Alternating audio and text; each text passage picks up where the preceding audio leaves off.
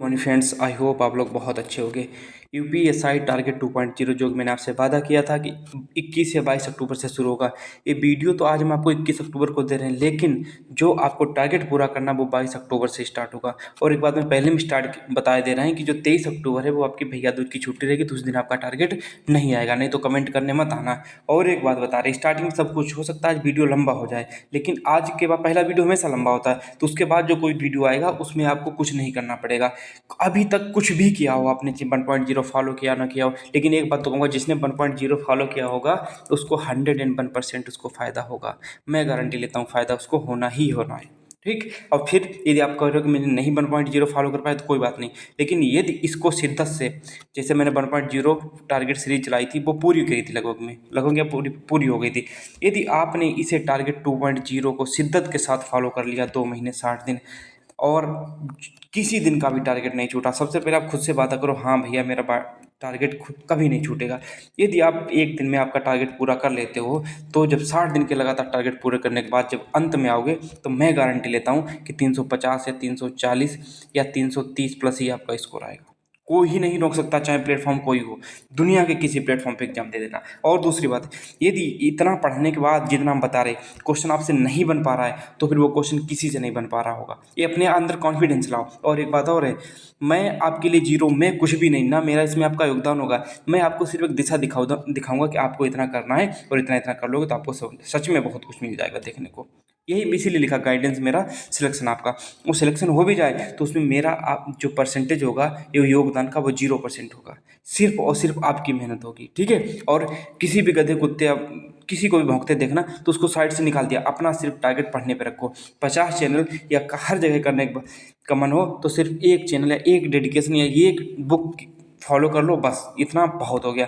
अब आज ही डिसाइड कर लेना हमें यहाँ से इतनी चीज़ करनी है, जो मैं बताऊँ उस प्रकार उस चीज़ को करते रहना, आपको सब कुछ हासिल हो जाएगा। ठीक है, तो मैंने आपको मोटा मोटी हर चीज़ बता दी। और आपके पास अभी 21 अक्टूबर है, 22 अक्टूबर है, और 22 अक्टूबर से आपके पास लगभग 15 दिसंबर तक आपका, मुझे लगता है 21 दिसंबर तक मान लो, 21 अब पूरा दिसंबर, पूरा नवंबर है, पूरा दिसंबर है, दिसंबर तक आपका पूरी हो जाएगा टारगेट 2.0। क्योंकि स्लो लेके चल रहे हैं तो आपको थोड़ा एक्स्ट्रा टाइम देना पड़ेगा जो ये पूरा होने के बाद। और रही बात आप एग्जाम डेट करते हो, देखो एग्जाम डेट आपका दिसंबर में तो कतई पॉसिबल नहीं लग रहा। जनवरी में आपका एग्जाम होगा, तो लगभग में 1 महीना पहले, 30 दिन पहले आपको एग्जाम डेट देनी पड़ेगी। इसका मतलब आपको नवंबर या दिसंबर में एग्जाम डेट देखने को मिल जाए तो आपका एग्जाम कब होगा, जनवरी में होगा जाके, इससे पहले नहीं होगा। तब तक आपका टारगेट 2.0 खत्म हो जाएगा। और इतना कर लो, प्रेशर कतई मत लो, फ्री माइंडली पढ़ो, तभी सब कुछ कर पाओगे। ठीक है, ये है आपका टारगेट, ये है आपका जीएस का सिलेबस। पहले हम जीएस का टारगेट देंगे, उसके बाद हम आगे बढ़ेंगे। देखो टारगेट तो मैंने ये बनाया है, मूल विधि में इतना करना है, संविधान में इतना करना, स्पेशल टॉपिक में इतना करना, भूगोल में इतना करना, यूपीजीके में इतना करना। इन सब की पीडीएफ जो जो मैंने बताई, देखो इनकी तो क्लासेस आपको उपलब्ध ही हैं।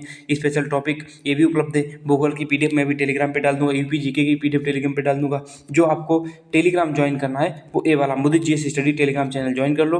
पेड ग्रुप फुल हो चुका है, पीडीएफ चाहो तो आप व्हाट्सअप कर देना, उस पर मिल जाएगी।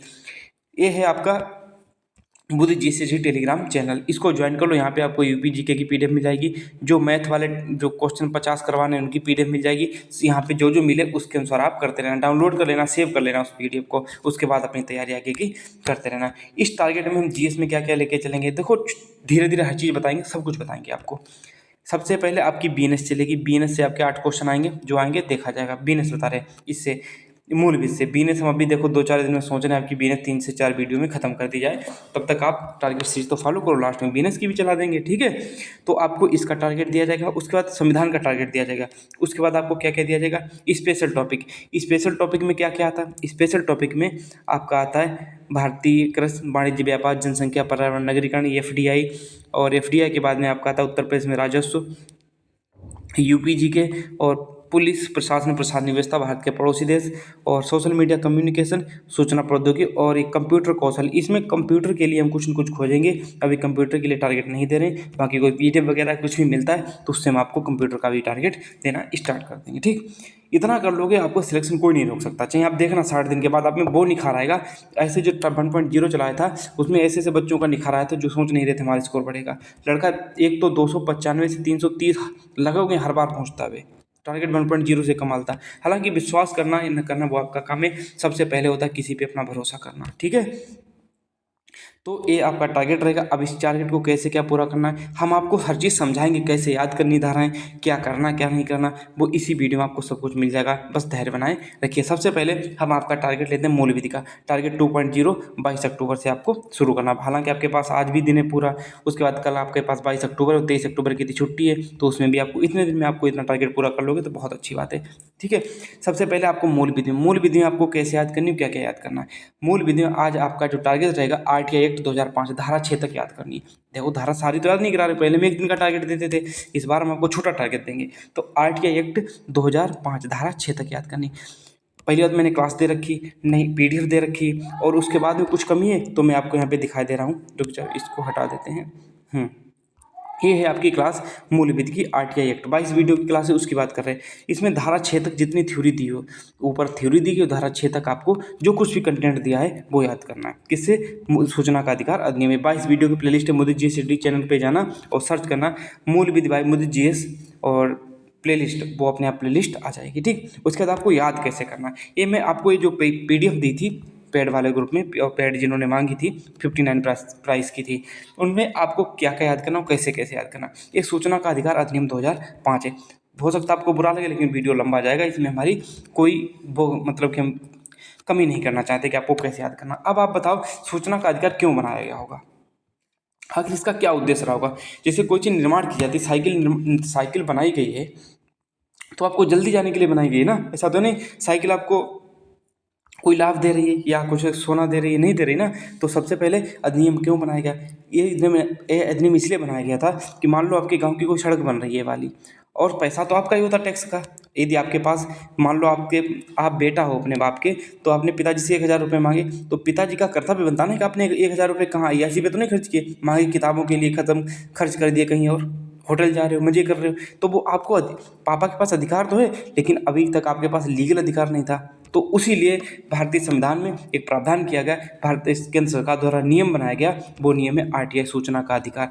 सूचना का अधिकार मतलब जानने का अधिकार। इसका उद्देश्य क्या था, सूचना की पहुंच अधिक एवं प्रभावी है तथा नागरिकों को सामान्य हितों, निजी व सार्वजनिक हितों से जुड़ी सूचना को देना है, सूचना प्राप्त हो। ठीक है, जैसे आपके गांव की कोई सड़क बन रही है, आपने देखा होगा बोर्ड लगा होता होगा 45 लाख लागत, इतना इतना इतना किलोमीटर, इतना मिलीमीटर, दुनियादारी सब कुछ लिखा होता है। वो क्या होता है, सूचना के अधिकार के तहत ही लिखा होता है।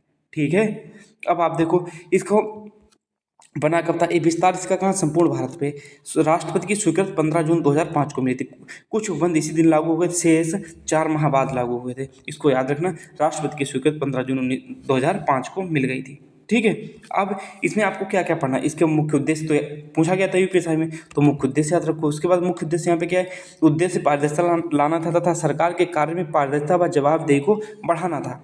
भाई सरकार कोई काम कर रही है, उसने पता चले लगाया उसने 40 लाख और निकाल लिए अकाउंट से अपने 1 करोड़, तो 60 लाख का तो उस व्यक्ति को फायदा हो गया। तो इन सब की जानकारी निकालने के लिए RTI एक्ट मनमोहन सिंह द्वारा लाया गया। तो उस टाइप पे कौन प्रधानमंत्री था, डॉक्टर मनमोहन सिंह। अब इसमें क्या याद करने लागे, इसमें 2 अनुसूचियाँ और 31 धाराएं, टोटल RTI अधिनियम में कितनी धाराएं हैं, 31 धाराएं। अनुसूची कितनी, 2 अनुसूची हैं, ऐसे याद करो। CIC की स्थापना, केंद्रीय सूचना आयुक्त की स्थापना 2005 के तहत हुई RTI एक्ट। इसमें इतनी चीज़ें जो याद करने लगे। प्रथम सूचना आयुक्त कौन थे, वजाहत हबीबुल्लाह थे। ठीक है, इसमें याद रखो। और क्या क्या देखो, थ्योरी जब इसको पढ़ोगे दिमाग में तो 3-4 आत्मसात कोशिश करोगे तो आपको सब चीज़ याद हो जाएगी। मुख्य सूचना आयुक्त को हटाने की शक्ति किसे पर, राष्ट्रपति के पास है।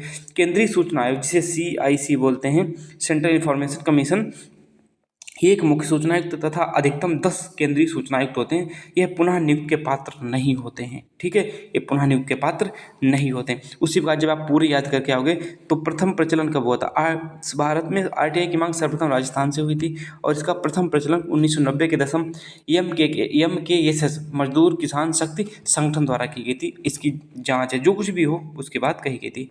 RTI एक्ट 2005 के तहत दो बार करने पर सूचना नहीं मिली तो आर्टिकल 32 के तहत सुप्रीम कोर्ट जा सकते हो। जैसे आपने कोई सूचना मांगी, एक बार पहली बार मांगी, दूसरी बार मांगी, यदि नहीं दी गई, 2 बार सूचना नहीं दी गई किसी कमीशन द्वारा या किसी आयोग द्वारा, तो आप सीधे आर्टिकल 32 और 226 के तहत हाई कोर्ट और सुप्रीम कोर्ट जा सकते हो। ठीक है, आवेदक द्वारा जन सूचना अधिकारी के निर्णय की प्राप्ति की तारीख से 30 दिन के भीतर पहली अपील दर्ज कर सकता है। मतलब सोचना। अब जब आप इनको देखो, हमें जल्दी में हो, आपको टारगेट देना है ना कि आपको पढ़ाने आए हो। जब आप इनको लास्ट तक याद करोगे, अगले पेज तक, यहाँ पे देखिएगा, ये 2 पेज यहाँ तक हो गए। बाकी धारा 6 तक क्या है, सूचना धारा 2 में क्या है, परिभाषाएं। हमेशा कोई भी अधिनियम होगा उसकी धारा 2 में परिभाषाएं दी हुई होंगी, ठीक है। और इसमें लिखा है तमिलनाडु पहला राज्य था जहां आरटीआई एक्ट लागू करने वाला। आरटीआई एक्ट लागू करने वाला पहला राज्य कौन सा था? तमिलनाडु था। इसमें धारा 3 में क्या क्या, सूचना प्राप्त करने का अधिकार, भारतीय नागरिकों को सूचना प्राप्त करने का अधिकार। धारा 5, जब अब इन्हें मैं आपको बता रहा हूँ, जब इन्हें आप याद करना तो गूगल क्या करना, आरटीआई एक्ट की धारा 2 में क्या है, धारा 3 में क्या, धारा 4 में क्या, धारा 6 में क्या है। तो देखो, जो धाराएं छोड़ी हैं वो इंपॉर्टेंट नहीं है, यदि उनमें से आ भी जाती है तो आप एलिमिनेशन मेथड द्वारा जा सकते हो, ठीक है। इस चीज़ को याद रखना हमेशा। आरटीआई के अनुसार ये तीसरे, जहाँ यहाँ पे देखो, आरटीआई एक्ट के समय राष्ट्रपति कौन थे? एपीजे अब्दुल कलाम थे या नहीं थे? बिल्कुल थे। उस टाइम पे यहाँ पे देखो क्या लिखा है, निम्न सूचना नहीं दी जाएगी देश की सुरक्षा से संबंधित। पता चला कि आपको कि हमें जानने का अधिकार है, अब आप आरटीआई लगा दे रहे हो, भारत पाकिस्तान पे कब अटैक करेगा? तो भाई ये तो सुरक्षा संबंधित है ना। यदि राजनीतिक वैज्ञानिक पता चला किसी वैज्ञानिक ने परमाणु बम बनाया, आप आरटीआई एक्ट के तहत कहते हो हमें परमाणु बम की विधि जानने का अधिकार है। पता चले घर घर में परमाणु बम बनाई जा रही हैं, तो ऐसे सोचा करो। यदि कोई मामला मानवाधिकार से जुड़ा हुआ है तो सूचना नहीं दी जाएगी। इतने 4-5 पॉइंट ही, इनको याद कर लोगे तो आपको आराम से चीज़ें कंठस्थ हो जाएंगी और सूचना का अधिकार धीरे धीरे समझ में आ जाएगा, सब कुछ समझ में आ जाएगा, ठीक है।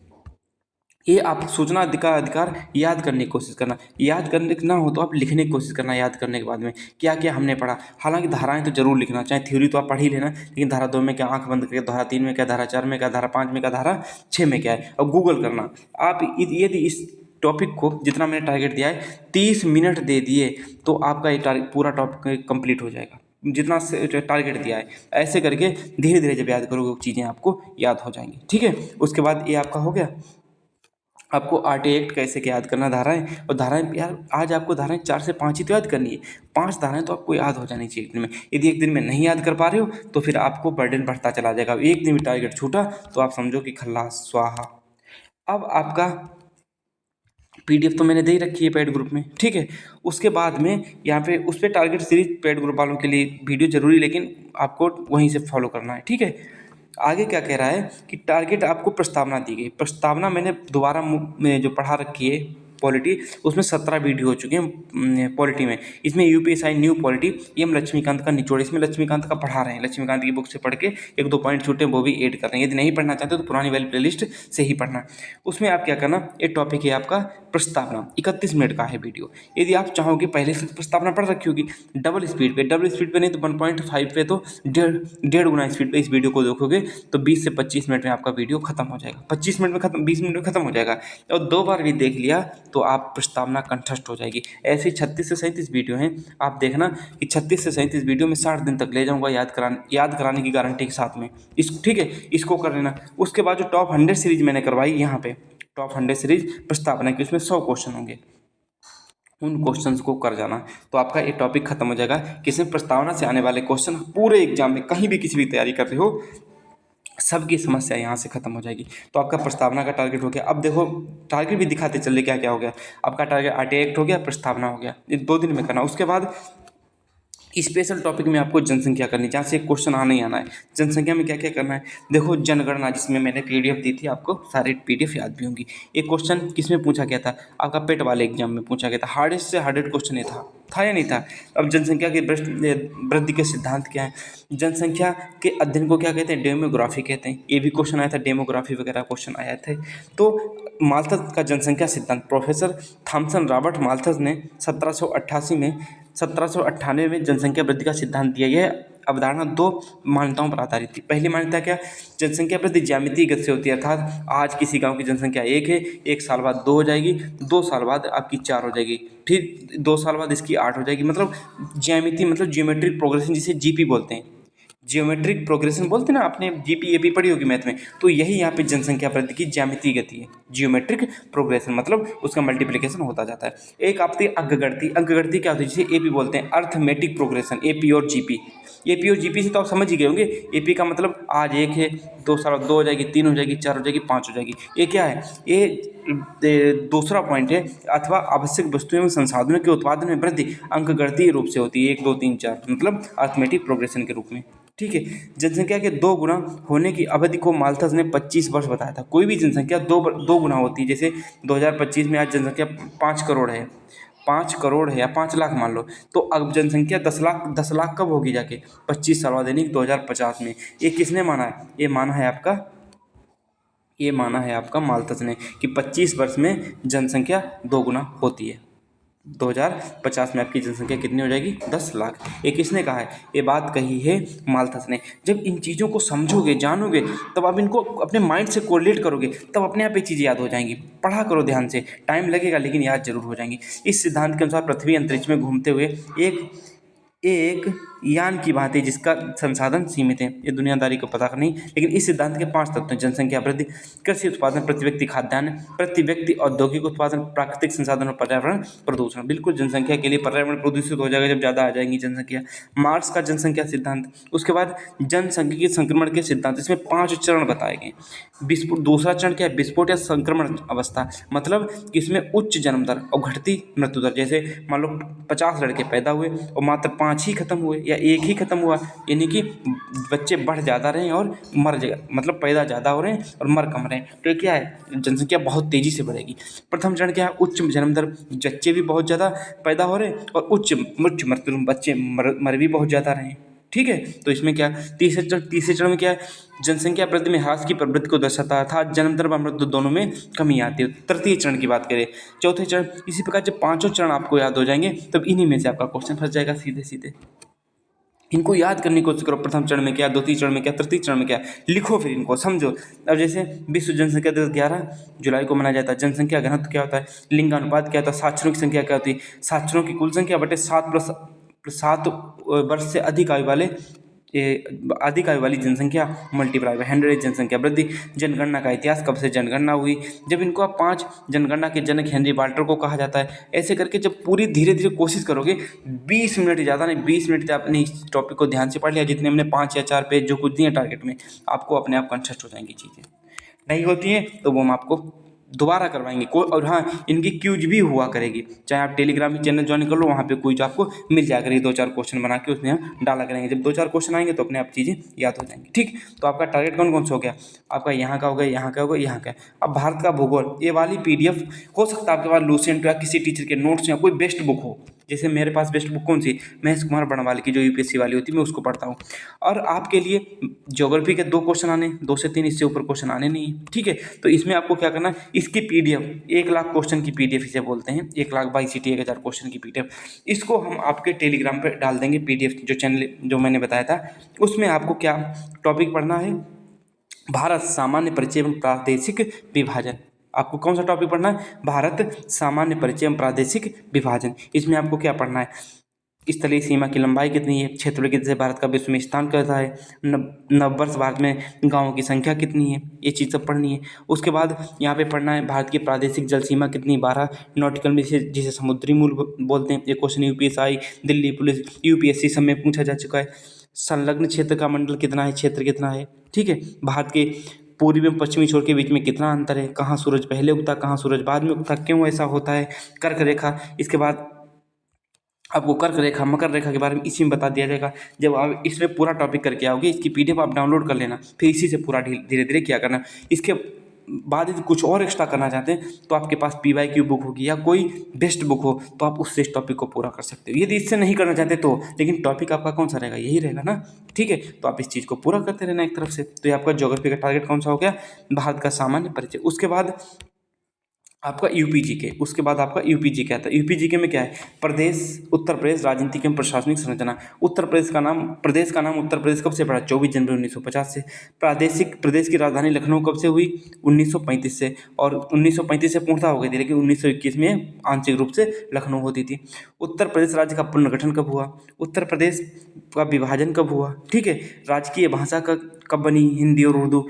राष्ट्रीय पक्षी क्या? राष्ट्रीय पशु क्या? राष्ट्रीय वृक्ष का? राष्ट्रीय पुष्प क्या? राष्ट्रीय खेल क्या? प्रदेश का प्रादेशिक चिन्ह एक वृत्त में 2 मछली और 1 तीर धनुष स्वीकृत कब हुआ? 1938 में स्वीकृत हुआ। यही तो पूछा जाएगा। और पूछा जा सकता है। प्रदेश की राजधानी 1836 में कौन सी बनी थी? आगरा बनी थी। 1858 में कौन सी बनी थी? प्रयागराज बनी थी। तो ये सब चीज़ें यहाँ पे आपको मिल जाएंगी। कैसी व्यवस्था है? द्विसदनात्मक व्यवस्था। मात्र 2 ही पेज आपको याद करने के लिए बताए हैं, ठीक है। प्रदेश में कितने जिले मंडल? 75 जिले और 18 मंडल हैं आपके।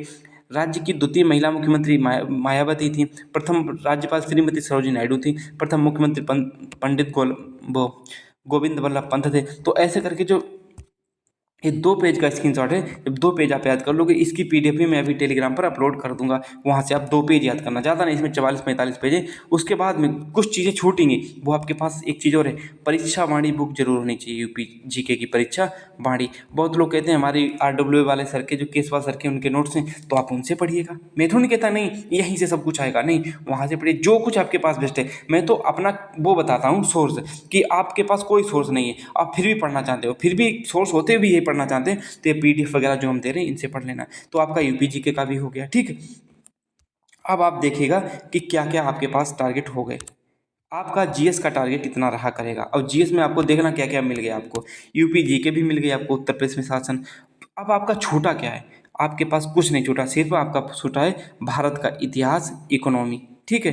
2 सब्जेक्ट है, भारत का इतिहास, इकोनॉमी और करंट अफेयर। करंट अफेयर तो आप इस वीडियो वगैरह जहाँ से पूरा करें, नहीं तो बाद में जब एग्जाम डेट आएगी तब बता देंगे, ठीक। यही तो छूटा, खाली भारत का इतिहास और अर्थव्यवस्था। और कुछ छूटा है बताओ? और वो कंप्यूटर वाला तो टॉपिक में आ जाता है, स्पेशल टॉपिक वगैरह में, वहाँ से आप उसको पढ़ लेना। बाकी आपका कुछ नहीं छूटा। मैंने भूगोल भी ले ली, यूपीजी की भी ले ली, और स्पेशल टॉपिक भी ले ली, ठीक है। तो आपका पूरा सब्जेक्ट इतना कवर होके चलेगा। ये रहा आपका किसका टारगेट? ये जीएस का टारगेट रहा 22 अक्टूबर को। मैंने अब फाइनली आपको लिख के दे दिया, इसमें इतना, इसमें इतना, इसमें इतना करके आओगे, ठीक।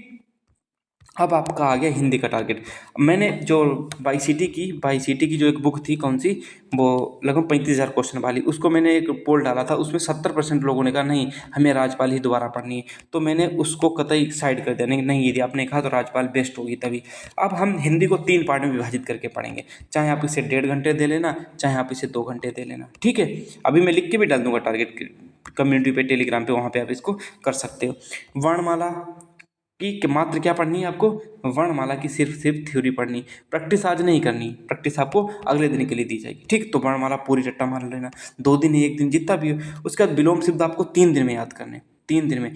जैसे मान लो 300 विलोम शब्द दिए, तो आज आप 100 याद करोगे। विलोम शब्द आसान होते हैं, वरना हम आपको 50 ही देते, 20 ही देते, हार्ड होते। पर रायबाजी होती तब थोड़ी दे देते, नहीं आपको 3 दिन में खत्म करना, तब अपने अनुसार आपको देते, ठीक है। विलोम शब्द आप 3 दिन में याद करना, और डिवाइड कर लेना अपने पर, जितने भी आपके राजपाल वाली बुक में दिए हों।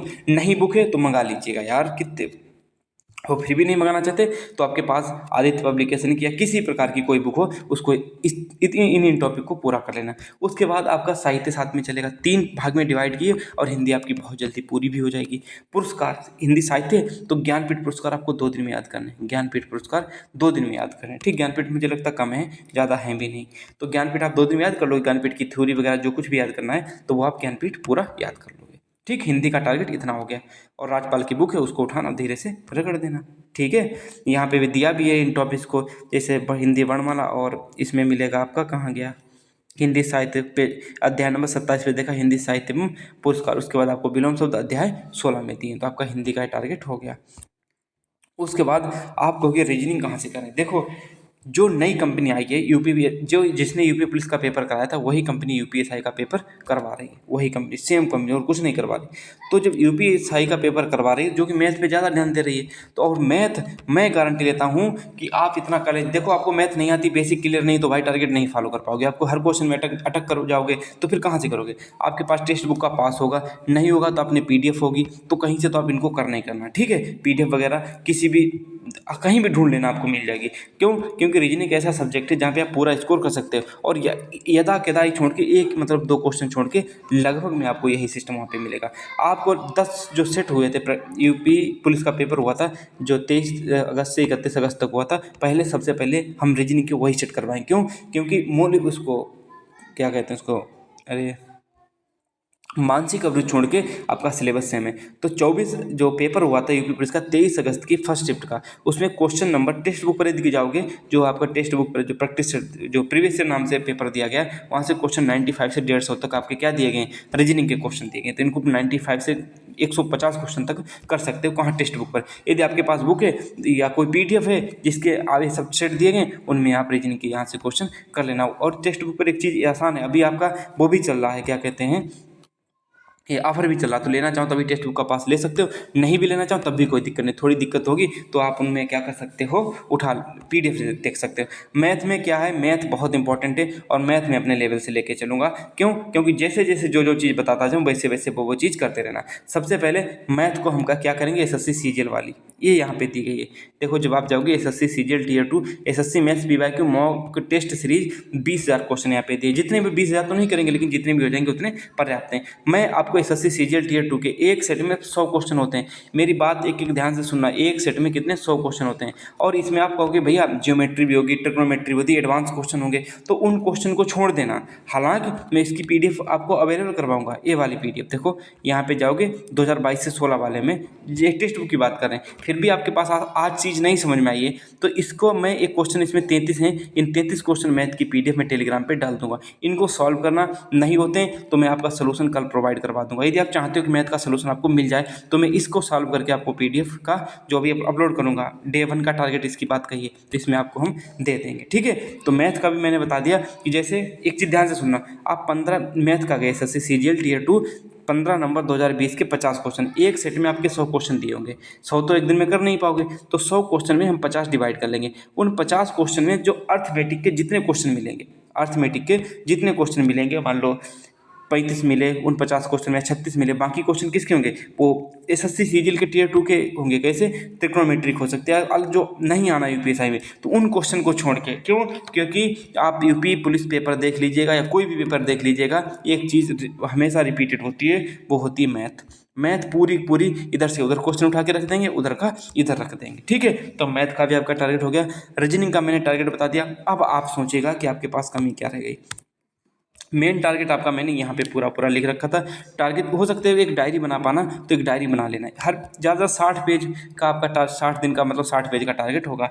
तो GS में 22 अक्टूबर से आपको क्या करना है, RT एक्ट करना, संविधान में प्रस्तावना करना, स्पेशल टॉपिक में जनसंख्या करना, भूगोल में भारत सामान्य परिचय एवं प्रादेशिक विभाजन पूरा टॉपिक खत्म करना है। UP GK के 2 पेज जो मैंने PDF दी, आइए आपके पास कोई और सुविधा उपलब्ध हो तो वहाँ से कर सकते हो। हिंदी में वर्णमाला थ्योरी दी, विलोम शब्द 3 दिन में, पुरस्कार ज्ञानपीठ 2 दिन में याद करना है। रीजनिंग में 23 अगस्त 2024 की फर्स्ट शिफ्ट का पेपर है, टेक्स्ट ऊपर क्वेश्चन नंबर 95 से 150 तक आपको ये सब दिया है। उसके बाद मैथ में क्या करना है, SSC CGL Tier 2 का 15 नंबर 2020 का 50 क्वेश्चन करने। एक सेट में 100 क्वेश्चन होते हैं, उन 100 में से मात्र हमको 50 करने, और उन 50 में जो क्वेश्चन अर्थमेटिक के होंगे वही क्वेश्चन करने। बाकी इनकी PDF तो मैं आज अवेलेबल आपको करवा ही दूंगा। आप बताओ आपका सब कुछ टारगेट पूरा हिट होके चल रहा है कि नहीं चल रहा है? अभी भी कुछ टारगेट में छूटा हो या कोई आपके पास बेस्ट एडवाइस हो, इनकी मैं क्यूज भी दिया करूँगा GS में। ठीक है, तो आप टेंशन मत लीजिएगा। यदि आपके पास अब भी कोई बेस्ट एडवाइस या आइडिया या कुछ भी हो तो आप हमें कमेंट करके जरूर बताइएगा कि हाँ भैया कि इस तरीके से ये चीज़ कर सकते हो। यदि आपके बात ना मानो तो कहना। आप इतना आप एग्जाम तक कर लोगे तो आप समझो कि आप हर तरीके से आप आगे हो जाओगे। दूसरी चीज़ इसका ये फ़ायदा रहेगा कि आपको ये चीज़ कभी सोचनी नहीं पड़ेगी हमें क्या पढ़ना है क्या छोड़ना है। क्यों? किसी एग्जाम को बीट करने के लिए हमेशा माइंड में हमेशा एक तरीके से सोचना पड़ता है कि हम क्या पढ़ने की बजाय हम क्या ना पढ़ें, यही बेस्ट आपका एक तरीका होता है। ठीक है, 330 तो हो क्या रहेगा स्कोर टारगेट सीरीज के बाद। Bye bye, love you all, मिलते हैं नेक्स्ट वीडियो में। अब भी कोई कमी या कोई क्वेश्चन हो, किसी प्रकार की कोई चीज़ हो तो आप हमसे एकदम निसंकोच बोल सकते हो, हाँ भैया ये चीज़ है। और एक चीज़ और है, हम एक दिन में हो सकता है 2 दिन का टारगेट दिया करें, तो इससे आप परेशान मत हो, है ना। ये टारगेट आपका डे बनका इसी प्रकार से आपका आगे का टारगेट चलता रहेगा। ठीक, और हाँ बीच में कभी टारगेट ना भी आ पाए तो इतना हल्ला गदर मत करना कि यार टारगेट नहीं आया या टारगेट से रोक दी क्या, तो आपको अगले दिन मिल जाएगी। कभी कभी छुट्टी भी हो सकती है, ऐसी बात नहीं कि हम भी इंसान हैं आप भी इंसान हो, रोबोट तो है नहीं, लगातार लगे रहेंगे। बाकी मैथ वाला जरूर बताना कि हाँ भैया हमें मैथ का सोल्यूशन चाहिए, तो मैं इसका मैथ का सोल्यूशन कल डाल दूंगा बहुत अच्छे तरीके से। आप बाई ऑप्शन किसी न किसी तरीके से आपको पकड़ना आना चाहिए मैथ कैसे होती। ठीक है।